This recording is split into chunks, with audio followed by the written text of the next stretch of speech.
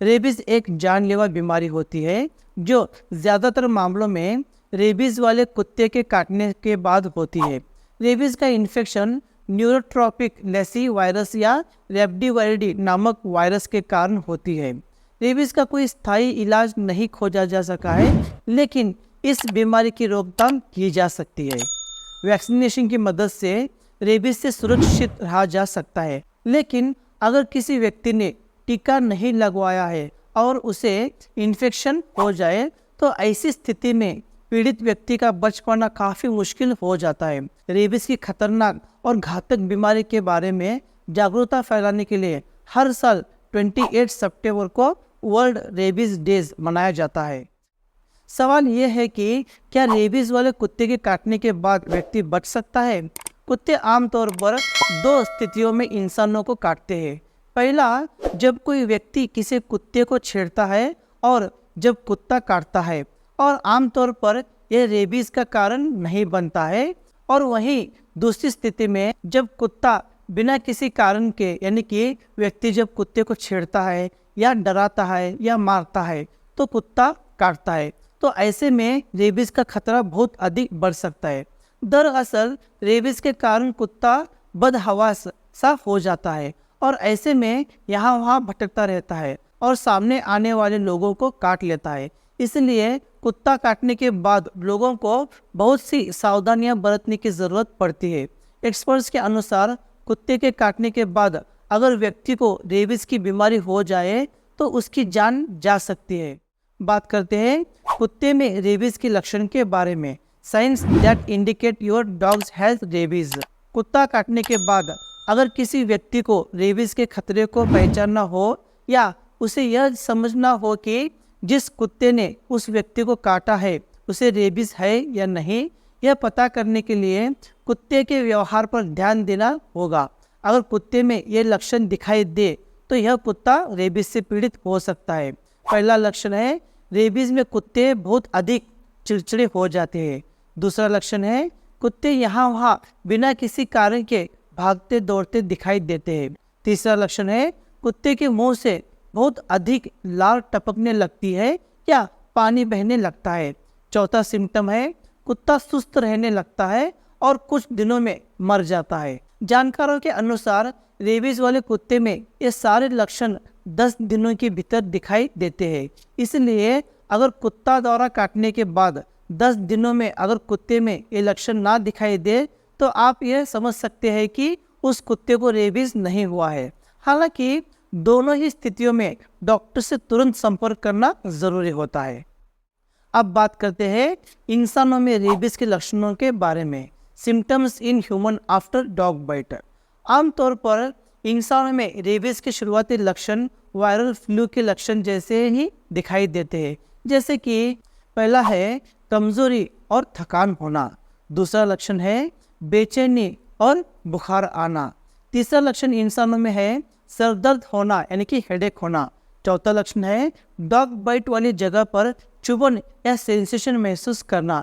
ये लक्षण कुछ दिनों तक दिखाई देते हैं और उसके बाद कुछ गंभीर लक्षण भी पीड़ित व्यक्ति में दिखाई दे सकते हैं, जैसे कि पहला है सेरेब्रल डिसफंक्शन, दूसरा है एंग्जाइटी और बेचैनी, तीसरा है भ्रम होना यानी कि कंफ्यूजन होना, चौथा है उत्तेजना और घबराहट होना यानी कि एजाइटेशन होना, 5 है मसल्स में दर्द होना, 6 है भूख ना लगने जैसे लक्षण दिखाई देना यानी कि चेंज इन एपेटाइट। ये सारे लक्षण आपको व्यक्ति में दिखाई देते हैं। अब बात करते हैं टीकों के बारे में। डॉग बाइट के बाद कब और कितने टीके लगवाने चाहिए?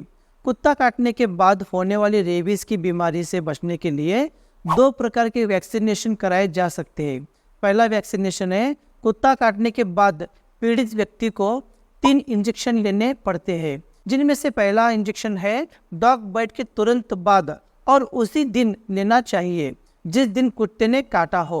वही दूसरा इंजेक्शन 3 दिनों के बाद लिया जाता है और तीसरा इंजेक्शन डॉग बाइट के 7 दिनों के बाद दिया जाता है। दूसरा है वही लोग एहतियात के तौर पर पहले से ही वैक्सीनेशन करा सकते हैं, जो कुत्ते के काटने के बाद होने वाली बीमारियों से सुरक्षा दिला सकती है। इन्हें प्री एक्सपोजर वैक्सीनेशन कहा जाता है। एक्सपर्ट्स के अनुसार इस तरह की वैक्सीन ऐसे लोगों को देना चाहिए जिनके घर में पालतू कुत्ते हैं या जो जल्द ही कुत्ता खरीदने वाले हैं, या ऐसे लोग जो यात्रा पर ऐसी जगहों पर जाते हैं जहां रेबीज के केसेस अधिक पाए जाते हैं या जहां आवारा कुत्ते अधिक होते हैं। अब बात करते हैं कुत्ता काटने के ठीक बाद प्राथमिक उपचार कैसे किया जा सकता है। First aid after dog bite. अगर किसी व्यक्ति को कुत्ता काफ़ी गहराई तक काट ले, इससे तेज़ ब्लीडिंग हो सकती है। ऐसी स्थिति में खून को बहने से रोकने के लिए घाव वाली जगह को साफ कपड़े से क्लीन करें और किसी तौलिए या पट्टी से उस जगह को कवर करें। किसी अच्छी एंटीबायोटिक क्रीम का लेप भी कर सकते हैं और पट्टी कर सकते हैं और जल्द से जल्द डॉक्टर को दिखाएं। अब बात करते हैं कि कुत्ते के काटने के बाद घरेलू उपचार के लिए क्या करना चाहिए। Home remedies for dog bite. पहला उपचार है दर्द और ब्लीडिंग से आराम दिलाने के लिए जिस जगह पर कुत्ते ने काटा हो वहाँ शहद यानी कि हनी और प्याज का पेस्ट यानी ओनियन पेस्ट मिलाकर लगाएं। दूसरा है घाव वाली जगह को साबुन पानी या हल्दी वाले पानी से साफ करें। तीसरा है कुत्ते ने जहाँ काटा हो उस हिस्से पर पीस प्याज में शहद डालकर लगाएं। शहद में एंटीबैक्टीरियल गुण होते हैं, इससे जहर का असर कम होगा और इन्फेक्शन फैलने का खतरा कम रहता है। 4 है डॉग बाइट वाले जगह पर जीरा यानी कि क्यूमिन और काली मिर्च यानी कि ब्लैक पेपर का लेप कर सकते हैं। इसके लिए दोनों मसालों को पानी में भिगोकर उसका पेस्ट बनाएं और उसे कुत्ते द्वारा काटी गई जगह पर लगा दें। 5 है कुछ स्थानों पर लाल मिर्च के पेस्ट का भी इस्तेमाल किया जा सकता है। ऐसा माना जाता है कि इससे डॉग बाइट के बाद जहर नहीं फैल पाता है। तो आज की वीडियो में बस इतना ही। अगर आपके आसपास किसी व्यक्ति या बच्चों को किसी कुत्ते ने काट लिया है तो ये उपाय ज़रूर करें। तो मिलते हैं मेरे नेक्स्ट वीडियो में, तब तक के लिए धन्यवाद।